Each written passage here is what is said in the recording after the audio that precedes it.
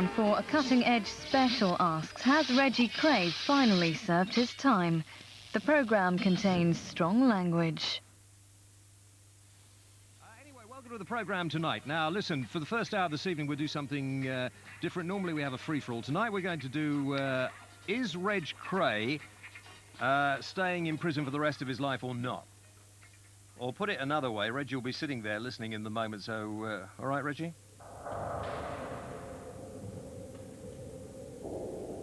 On March the 5th, 1969, identical twins Reggie and Ronnie Kray were sent to prison for a minimum of 30 years. The twins will always be remembered as Britain's most notorious gangsters. During the 60s, they built a criminal empire of fraud, gambling, protection, and extortion. They punched and slashed their way to the top of the criminal pile. But their violence eventually ended in murder. Ronnie Kray shot and killed a villain called George Cornell. Reggie Kray stabbed to death Jack the Hat McVitie. Ronnie died 5 years ago in Broadmoor Mental Hospital for the criminally insane. But Reg is still in prison after 31 years. Should we let him out? Why are we keeping him in prison? For anybody who was around when Ronnie died and when his funeral was being carried out, you would have thought it was a member of the royal family who was getting buried. Hundreds of thousands of people turned out on the streets. It was an enormous affair. Why? What is the magic of the Krays? Why are the Krays still a legend?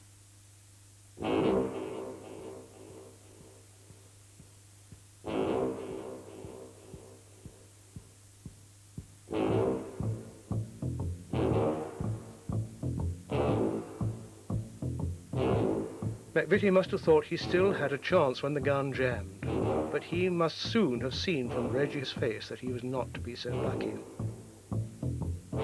Ronnie was shouting at him, his eyes bulging with fury. Reggie had thrown away the gun and was grappling him from behind. McVitie, very sober now, tried to be reasonable, but he seemed to have no voice left, and Ronnie was shouting incoherently. McVitie managed to break free. In the far corner of the room there was a window with a wooden frame that looked out on the garden. McVitie made a dive for it, but he got stuck, only his head and shoulders free. Ronnie grabbed him, locking his arms from behind him, and Reggie was holding Bender's carving knife. The room fell silent. "Kill him, Reg. Do him," hissed his brother. "Don't stop now."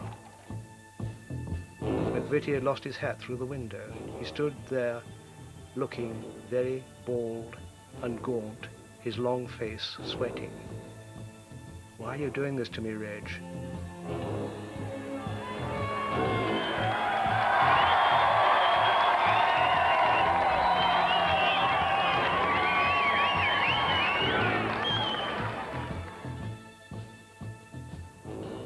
I'm just interested to know what you think. Are you absolutely beside yourself at the idea of this guy being let out of prison? Roberta Kray, Reggie's wife, will be in the studio with me in a few minutes' time.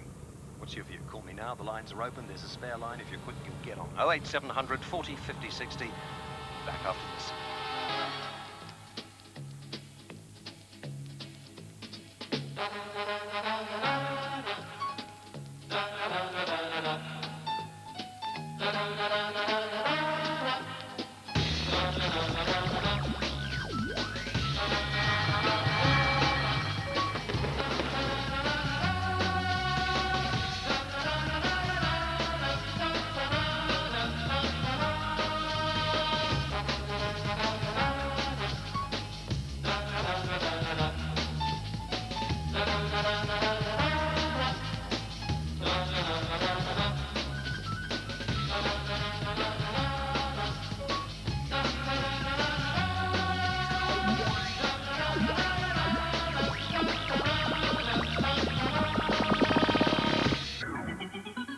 Welcome back.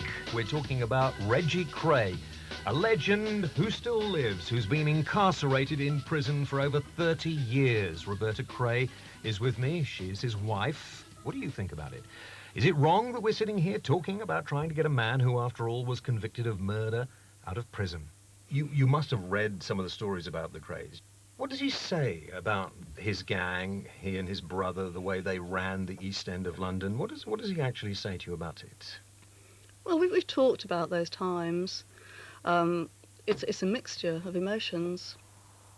He has some regrets, but you can't regret everything. You can't look back over your whole life. To be able to survive and be as lucid as he is for over 31 years, how does anybody do that? And do we actually learn anything from this, do you think? Let's go to the calls. There is something about when you're young and you watch all these gangster films. Young boys love a gangster. But the Krays actually got far beyond control. There's all this folklore. They used to look after their own people, old ladies that used to live in the manor and things like that. But there was loads of local shopkeepers that had to pay protection money. They were absolute bullies. But you're a black cab driver. Oh, what's your name? Simon, and you London black cabbie? Reggie Kray's been in prison long enough. I think he actually did a job that the police force should have done. I think we have to look at the... I think that's the most stupid thing. I've heard some stupid things, Tony, and that is the most stupid thing. Thank you for your call.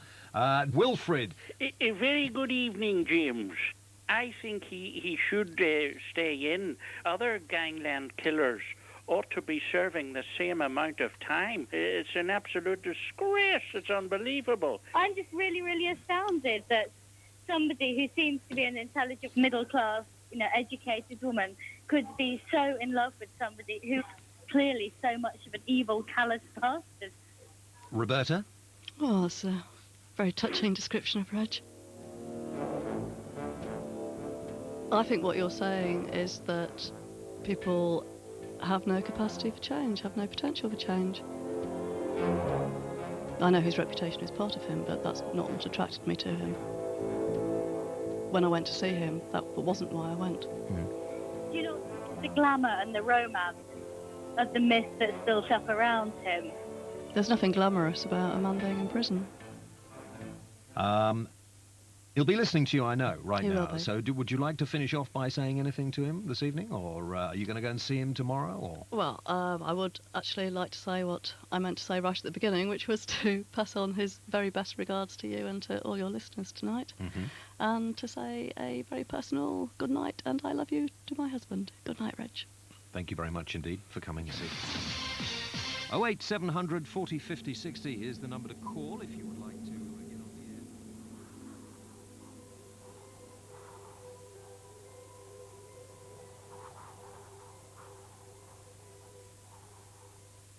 I first met Reg in Maidstone Prison in 1995. He was working on a video about his brother Ron. He needed someone to help him with the PR press releases. I had worked in media research for 10, 12 years, and this friend of mine suggested that I might be able to do it, and so I went along to meet him, and it grew from there. We became friends ourselves. We talked on the telephone, exchanged letters. I began to visit him more, and it was about 2 years after that he asked me to marry him. And I said yes, and we married in the chapel at Maidstone on July the 14th, 1997. We weren't actually allowed to have our own photographer at the wedding. They insisted on using a prison photographer.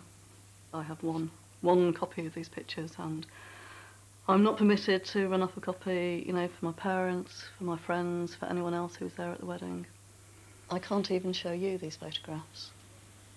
It isn't anything that happens to anyone else. It isn't a prison law. Anyone else who gets married in prison can take their own camera and take as many pictures as they like. But because it's Reg, he's not allowed to do that.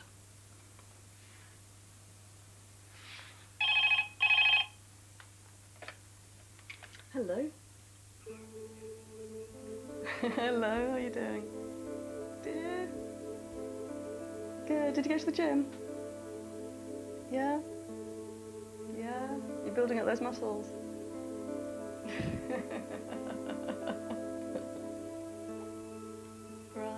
Reg has talked to me about everything that I've ever asked him about. I've missed talking to you this morning. He has talked about the killing of Jack McVitie. I have to accept who he was in order to accept who he is now.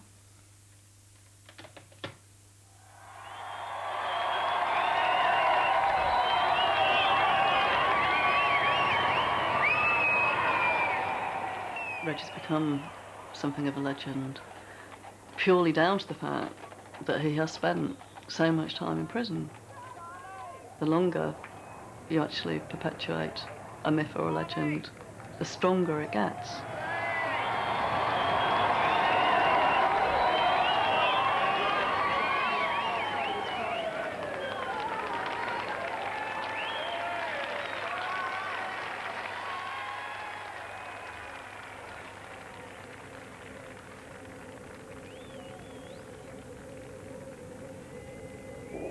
This was the final day after a long, long trial, one of the longest murder trials in criminal history. I can remember, as we're entering the Old Bailey, there were little old ladies banging on the side of the van.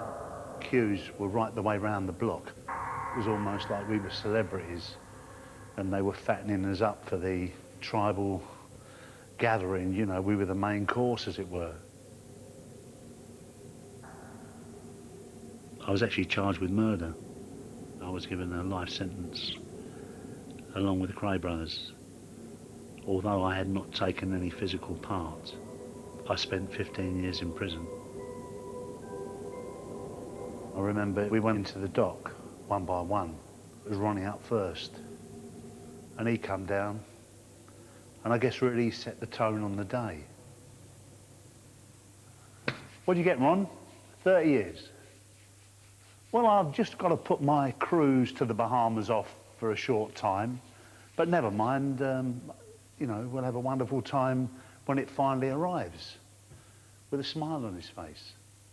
Like, you know, it was just another day, it was just another event. I'm going to light another player. And then Reggie went up, and he went up like a fighter, like a boxer entering the ring, you know, a bit of swagger and stuff like that. And he came down. How'd you get on, Reg? Life recommended 30, come in. And I was sitting in the cell. We were literally all in the same cell together. He said, don't worry. And I remember him putting his hands on my neck and, you know, working the tensions out. And then, almost like I was going into a fight, called up, and up I went, and stood in front of Judge Milford Stevenson. And he said, life with a recommended 15. I remember looking up at the dock, at the public gallery, and my father was up there with old Charlie Kray. And I could not show my father that I was beaten. I couldn't break down. And I just waved up at him and said, see you later, Dad.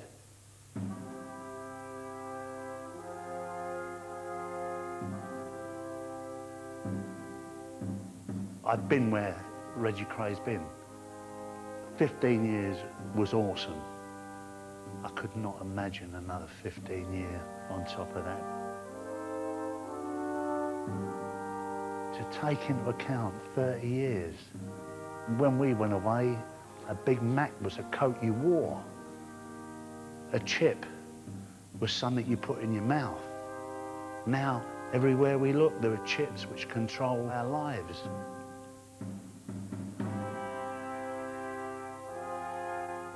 He must think about death an awful lot at 65, although he keeps himself fit and he's fighting it like he's fought time. But how long can you fight it for, you know? In that room that night, madness reigned for such a short moment. But that madness for him has not gone away. He must have died a million times in there. I did, I know. Sometimes I felt it would have been better if they'd have hanged us. A lot of people died that night. I don't think just Jack died.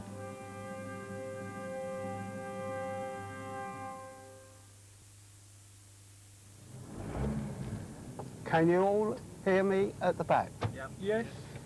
Right. Now, thanks first of all for all coming on this tour. This tour is terrific. You're going to hear about the Krays. far as I'm concerned, lovely people. We're after you, Frank. Oh, that's all right. It's only my usual escort. Oh, it's all right. Don't let them pass. Let's have a good chase. We're going to go to Terminals. That's where I was shot. In the head. Terrific shot. This is Evering Road. Oh, this is Evering Road, where Jack the Hat was killed. Jack the Hat was a smashing fella, but his wife pissed off and left him with his little baby, little son, and he couldn't handle it. And when he come out, he got very heavy into drugs, booze, was very abusive, was a horrible man. Made insulting comments about Reggie and Ronnie for no reason at all, and even their mum, and things like that, things that none of you would stand for. Any self-respecting man wouldn't stand for. And Reggie quite rightly killed him. I would have, anyone would have, who had any moral fibre in them, you know, to be insulted like that for no reason at all. And that's why Jack the Hat got murdered, and quite rightly and all, in my opinion. Well, from here, we'll be going to other places, and at the end, you'll all be given a gun. There's a general invitation to a party. And I mean, this isn't said on the stairs, something else like that, get Jack, we've got to get him round here and give him a slap, or anything else like that. It weren't a message from Reggie Kray that he came to me and said, Chris, we want Jack to have a little bit of a sort out, you know, take him away onto Wanstead's flats and put one in the back of his head, which you would think, if they wanted to kill the man, that was the way it would be done, in a sensible way. He's done away with, he's taken away and disposed of. It was nothing like that whatsoever.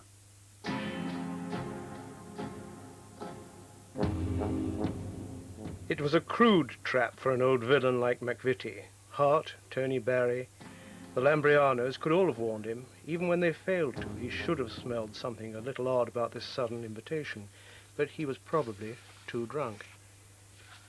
Barry brought the gun and drove off looking scared before becoming even more involved. Young Ronnie Hart returned. Ronnie posted him as a lookout in an upstairs window facing the street. Just before midnight, Hart saw a beaten-up Ford Zodiac draw up. 5 men got out. The Lambrianos, 2 brothers by the name of Mills, and finally a man in a hat, McVitie. Hart gave the alarm. McVitie burst in, ready for a party. "Where's all the birds? All the booze?" he shouted. Ronnie Kray was waiting for him, watching from the sofa. Reggie was behind the door. "Where's the birds and the booze?" That's the first thing he said, and then he saw Ronnie. And Ronnie just looked up, and he went, "Hello, Ron." And Ronnie just walked over and hit him underneath the eye with a glass. And went, "I've had a fucking enough of you, now fuck off." And walked back to the television, and all of a sudden Jack was going, "What have I done? What have I done?" A fight develops. No, an argument develops. Then it turns into a fight. A gun is pulled out, starts clicking away, it doesn't work. And there's a bit of confusion. Now I'm convinced had Jack walked out of the room after Ronnie hit him with a glass, that would have been the end of it. But he didn't. Outside, big Chrissy Lambriano, who had always wanted to be a gangster, suddenly realized what he had done and was sitting, weeping, on the stairs. McVitie must have thought he still... Whatever was going down, I wanted no part of it. So I walk outside and Connie Whitehead says to me, "What's the matter, Chris? I'm half cut as well. Connie, I didn't come down here for this." If they'd have wanted to kill Jack there, they could have killed him 20 times over, you know. But when a fight happens, it just sort of gets out of hand. And as you say, you go to win. You know, I don't think they said, "Oh, we'll get Jack the Hat down there because we're going to kill him." Because there was no plans to bury him or do anything or whatever, you know. I don't think it was premeditated. Oh, they said they're sending the Lambrianos, soppy nuts Lambriano, to go and get him, you know. It wasn't, I don't think there was any sort of plan to murder anybody. It's beat fuck out of him, yeah, you know. but then all of a sudden, like, things go over the top. Reggie thrust the knife into his face below the eye. The butchering followed as McVitie sank to his knees. Reggie stabbed his stomach and his chest and finished by impaling him through the throat onto the floor. Reggie claims it was hot. They said to me, get rid of that. Throw it under a fucking train. And they'd gone then. That was the end of it. There we are, left with this, with Jack on the floor there.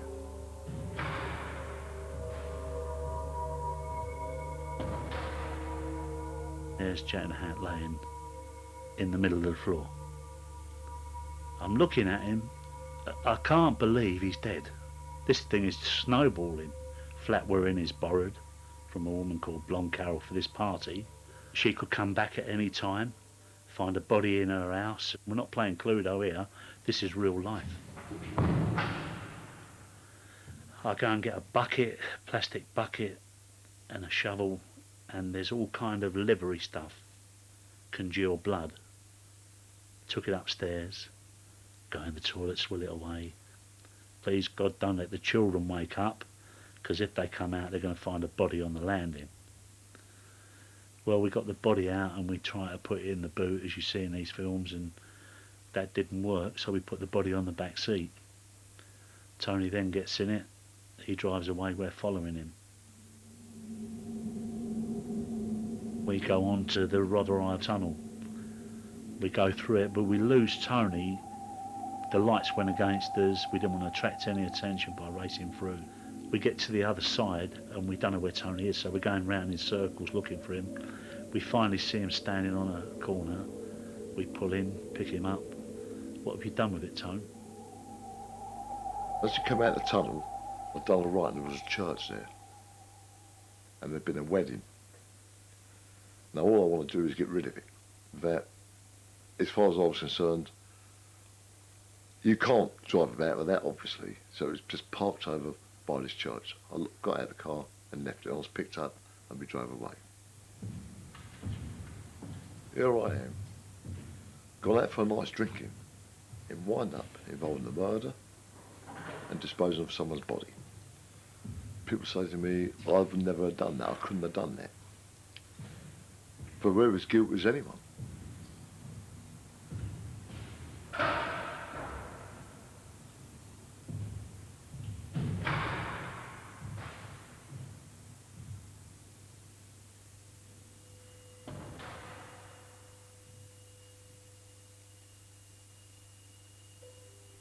Quite frankly, I think they let us down. You know, if there's an honesty and a nobility, and I use that word in such as there's honour amongst thieves, you understand, then, you know, as the captains of this ship, they should have, when it was beyond a shadow of a doubt that there was no way that they could save themselves, was to try and save us. Well, I think one knew it was going to come. There was no other sentence, I suppose, possible at the time. They've been typecast now as criminal celebrities, as celebrity villains, and the picture people have of them is really the picture that came over in that film of them called The Krays. And also, you know, all the sort of gangster reminiscences which have come out of them, which really carry one's knowledge of them no further. Of course, they were gangsters, they committed murder and all the rest of it, but behind it all, I think there was the most terrible, sad story, which is of these two identical twins, and one of them was abnormal. He'd been damaged mentally as a child by getting, as far as I can make out, a combination of measles and diphtheria together. Ronnie wasn't normal. Reg was.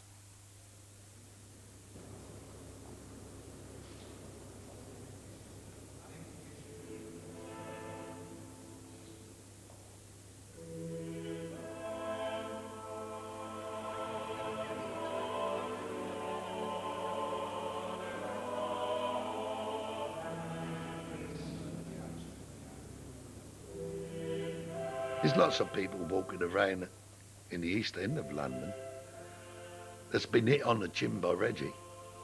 But I wouldn't say that about Ronnie.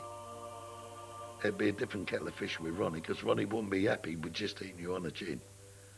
He'd look for you until he found you and he would hurt you. Simple as that. You would fear Ronnie. And there's no two ways about it. If Reggie sent for you and wanted to see you in Valence Road, you'd go round and see him. You'd have a cup of tea with him and you'd walk out. If Ronnie sent for you, you'd take 6 pairs of pants with you. That's the difference between the two of them. He was feared, and anybody that said they wasn't frightened of him is telling lies. You know, I mean, I've heard loads of rubbish in the papers and seen all the rest of it. And I tell you what, if the man was alive today, they would be shitting themselves, you know, in case he did ever get out. I mean, let's put it this way. I wasn't frightened of him because I knew how to handle him. But if he had the hump on me, I'd keep well away until Reggie sorted it out. Reg, all his life, had this thing that he had to look after this sick, unstable, identical twin brother, and he did look after him. The only trouble was the unstable, mentally sick twin was the dominant. If Ronnie hadn't been quite so balmy and hadn't killed George Cornell because he's supposed to have called him the fat poof, they'd be stone-rich geezers. They were in most of the frauds in the East End, a lot of protection, a lot of rackets. They really, really didn't need to kill people. But once that killing had happened, then that increased their terror ratio enormously, you see, particularly with Ronnie. Francis Bacon, incidentally, who also knew him, said he had the most frightening face he'd ever seen, which I think from Francis Bacon is quite something. He was a paranoid schizophrenic, and he was mad. But he was fascinated by this whole illusory world of gangsterdom. For Ronnie, I think the barriers between real crime and film crime were very blurred, and I think he often stepped over it. I know what fear is. I had nightmares over what Ronnie Kray done to me. And I'm bloody glad he's dead and fuck him, you know? Walked up the stairs in their gambling club. And as I got halfway up, I see all these geezers standing this side and that side. And I thought, it's on me. Come in then, with his sloppy voice. Come in then, nothing wrong. I said, all right, well, yeah, sit down. He set me in the armchair. As he's turned, I see this big range cooker. I thought he was just trying to frighten me. When he started burning me, my suit and my hair, and I thought the man's fucking crazy, you know? How can the same man do that to anybody, like, you know? But he never finished there. He said, I'm going to burn your fucking eyes out. I thought myself, I'm dead. Anyway, someone out the back said, no, Ron, not that. And all of a sudden he went, just like that. He stopped. He went, okay, you can go now.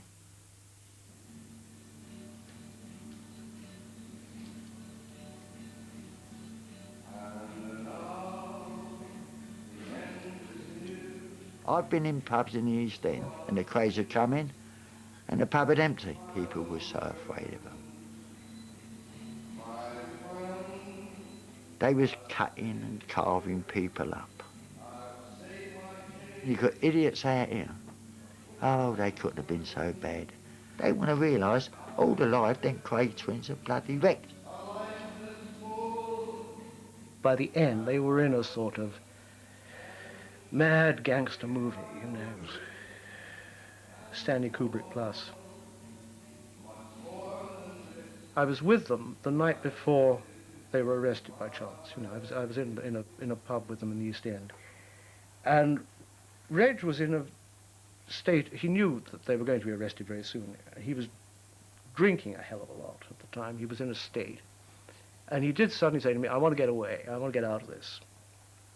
And I kid you not, I said, one place you really could go to is East Timor. There was no extradition treaty, and it would have been very interesting for him, and it was way away. And he seemed very taken with the idea of East Timor at the time. But then he said, oh, but I couldn't do it. He said, I couldn't leave Ron.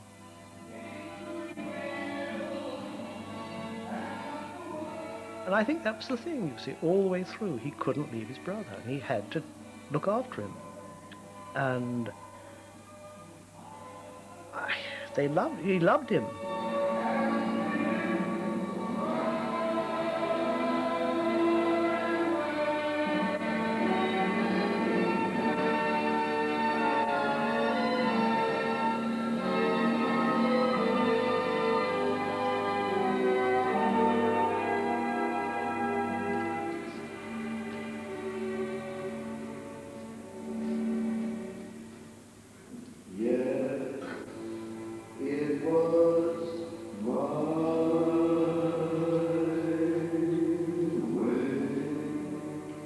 Reg was the one who always had to carry the can. Reg always trailed behind, caught, cleaning up, doing the dirty work, looking after his brother. I think you can be too silly and sentimental about calling Reg a victim. He had a good time, he did what he wanted to, he did a lot of very wicked things. He'd be the first to admit himself. But the key part of his defence is his relationship with his identical twin. But then again, you see, he won't ever allow this to be mentioned himself. He won't bring it up himself. He won't talk about it himself. As far as he's concerned, he and Ron were one. When they went away, as you know, like Ron got certified and everything like that, they still used to write to me.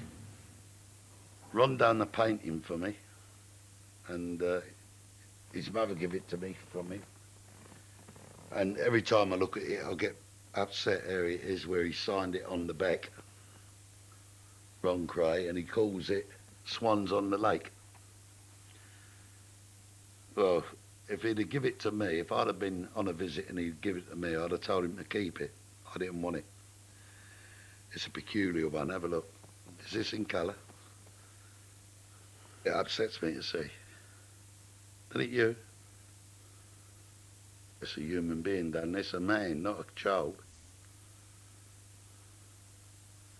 I would think that shows you the state of a person's mind myself. It's not a nice thing, it's a horrible thing, isn't it, really? To me, it's a bit pathetic. We did get from Reg at one time, he made this for my wife, for instance, in prison while he was away, which is this musical box. Plays music, that's about 30 years old. Yeah, play music.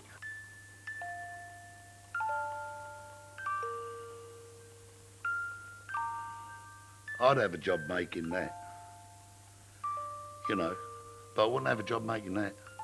I could do that with my eyes shut. I couldn't do that with my eyes shut. This brain is awake, isn't it? This brain is gone. That's the way I see the two things, and that's the difference between Reggie and Ronnie. I think Reggie's carrying the whole can of everything now. There's only one left to take your revenge. I think it's most unfair. It's all centred on Reggie now.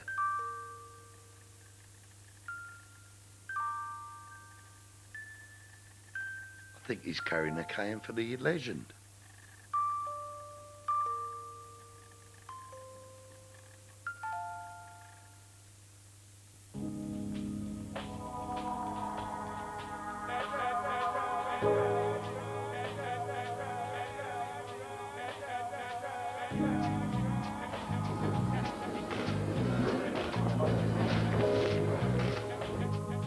I wanted to do Ronnie Kray. In fact, he would have been the first one. I had an opportunity to have done his death mask, which I didn't follow up at the time, and it was only afterwards when I saw how big the response was to his funerals, the biggest since Churchill's, that I thought, hello, there's something going on here. I think I better cast all the other villains before they pop off. Obviously, he's passed away now, so I'd love to do Reggie Kray, because if you're talking about gangsters or criminals as icons, the first to represent and fulfill that title were the Kray twins.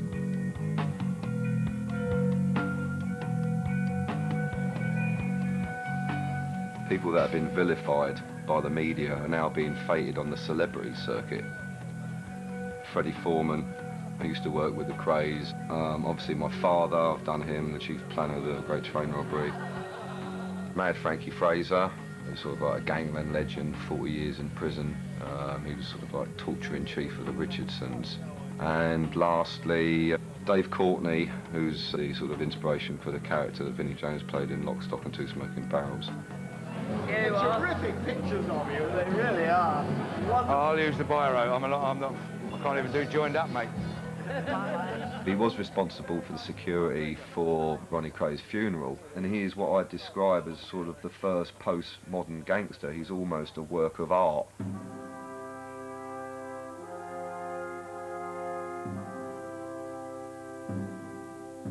When Ron died, it was left almost automatically to me to do the security for the funeral, and I was more than happy to.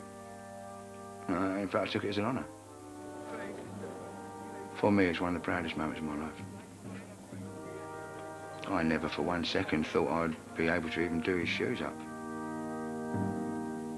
I suppose every footballer aspires to be like Beckham, or every boxer wants to be Tyson, so every villain would like to be the Krays.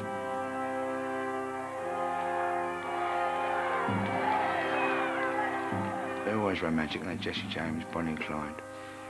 They're all romantic figures, and they were just a romantic figure of the day, you know, like lovely clothes, nice smart suits and ties, always had lovely cars, pretty ladies, nightclubs, sparkly things, you know, it's very easy to fall into the trap of a little bit of hero worship when you're young. March the 5th, 1969, identical twins, Reginald and Ronald Kray, were sentenced to life imprisonment. They were 35 years old.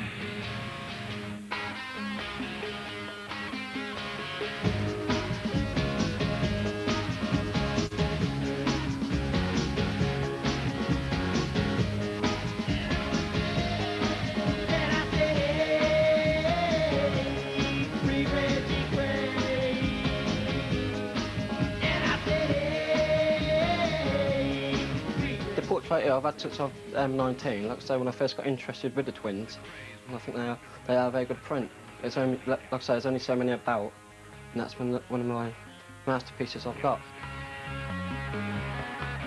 I've got a portfolio, what I've had for about 5 or 6 years, and this is one of my prized possessions, and it's got a lot of photos in here, what you'll never see in books or TV. I've been involved with the twins for 10 years, collecting different stuff, attending different parties, and there's no dull parts about it. An awful lot of people that are Reggie Kray fans are not villains at all. They're just in love with the myth. There's very different stuff you can buy, collect, different bits and pieces. I'll be honest, the authorities are not solely to blame here. Reg courts the press. Had they not kept the myth alive, it would have been out. But in keeping the actual myth alive, it sort of sealed his fate.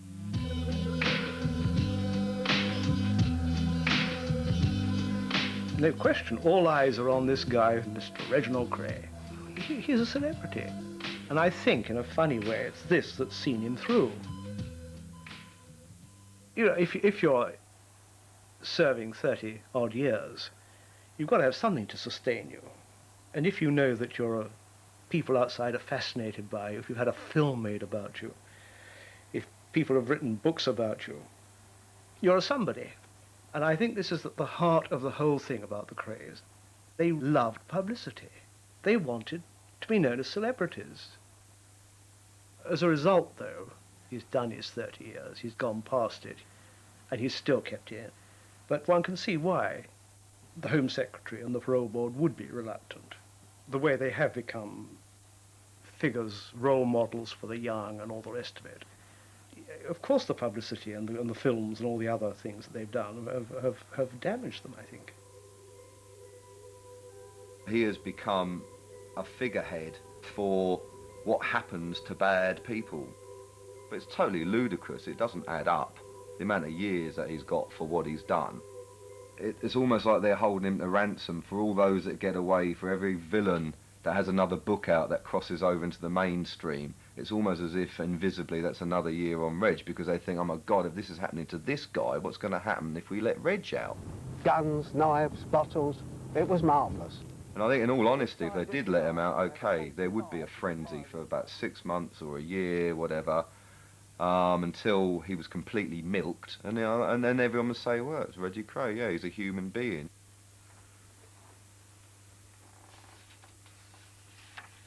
I think the authorities are probably very unhappy about the idea of Reg coming out.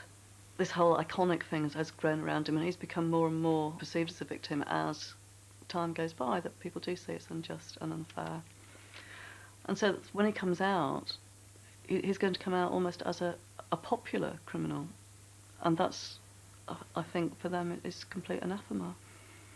And to suggest that you shouldn't be allowed out because people will want to shower a lot of attention on you means that Reg will never come out of prison if that is their attitude. And that's tragic.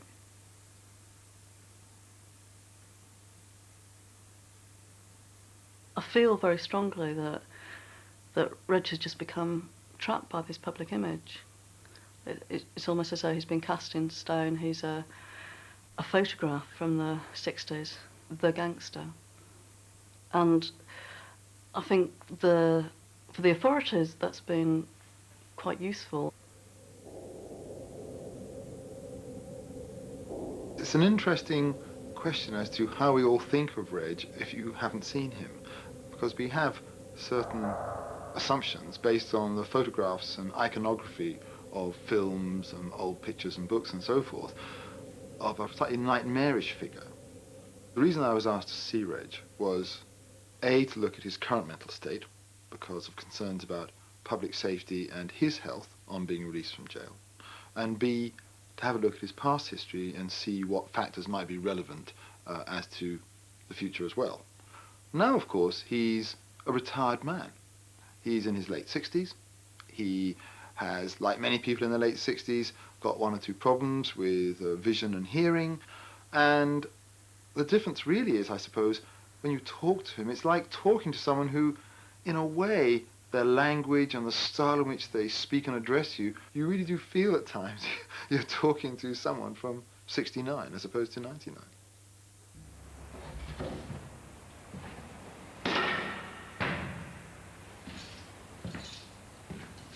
Somebody told me that Reggie Kray sends letters out of prison with a photograph as he used to be, not as he is, because he lives in the past.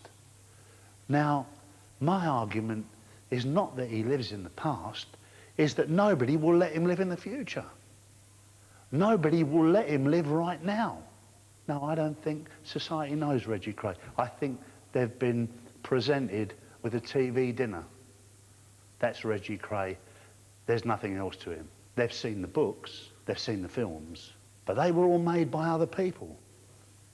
They know nothing. They assume. And that's what he has to live with on a daily basis. It's where I had to live. And I look along this landing and I think about the hundreds, thousands that have gone behind the door of each cell. And how many people have been really rehabilitated? Not many. There was no rehabilitation for someone like me, as there really is no rehabilitation for somebody like Reggie Kray. Because we don't need it. It's non-existent. It's just a word in prison. We rehabilitate ourselves. We come to the conclusion of who we are and what we are and what's acceptable and what's decent, right and proper. I'd seen the absolute worst of human nature. I mean, I had messed up so many people's lives. Eventually it got to the stage where I couldn't wait to get back to the cell. That was the love affair, and I could shut the door and I could look out the sky. I'd seen nothing of nature for years. But here I could watch the starlings And it never failed to amaze me about Stalin. They could never be satisfied. The mother and father would run off and get them food, bring it back, bring it back, bring them back, and they forever had an open mouth. I watched robins and sparrows having dust baths, things I didn't know birds did. And I began to open up, and I began to look at nature in itself, and I saw that things died and things regenerated. I watched a tree, you know, in the summer, beautiful green, and the flowers came up, and in the autumn the leaves began to drop and they died and they went to nowhere. Where were the things of beauty? But I had to wait for another season for them to come back. And I found that in my own life. As I've lost things, maybe for a short span of time, maybe a long span of time, but they have come back. The beauty has come back. It's about now and the few years that remain. There's always time for turning and getting back something of what you lost.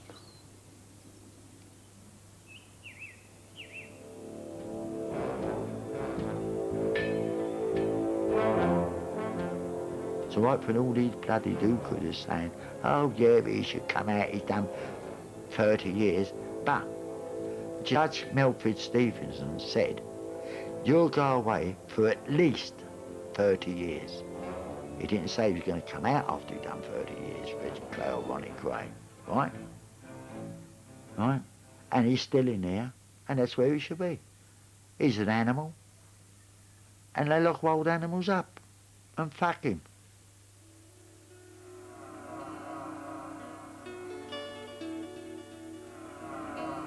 You look forward to the next parole review when you may have some idea of how things may change. The authorities have made it very clear that the very best they will offer him will be a move to a D category prison.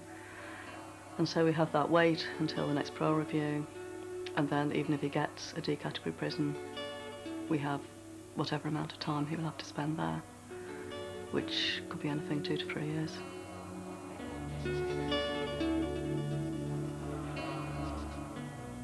I can't imagine any real and true reason why Reg could be turned down this time. And if he is, I would be astonished. Why is Reggie Kray still in jail? The answers seem to me to be as follows. 1, no reason at all. It's just the usual inertia, cock up, no one can quite work out how to get him out. 2, he hasn't gone through his proper remorse program. He hasn't said the right things to people and thus isn't psychologically able to get out. 3, he's a risk to the public because he's still perhaps a criminal, possibly got some sort of psychological problems. I can certainly exclude that. 4, that there's a sense in which he is an example of villainy, and thus keeping him behind the bars is a signal and a warning to all potential junior Krays coming out of the system. 5, it's some kind of concern or conspiracy about keeping him there because when he's there he won't say things that he might say outside of jail, i.e. he knows something that the establishment wants to cover up. I don't believe that, but the more they keep him behind bars, unnecessarily in my view, the more people will start thinking along those lines.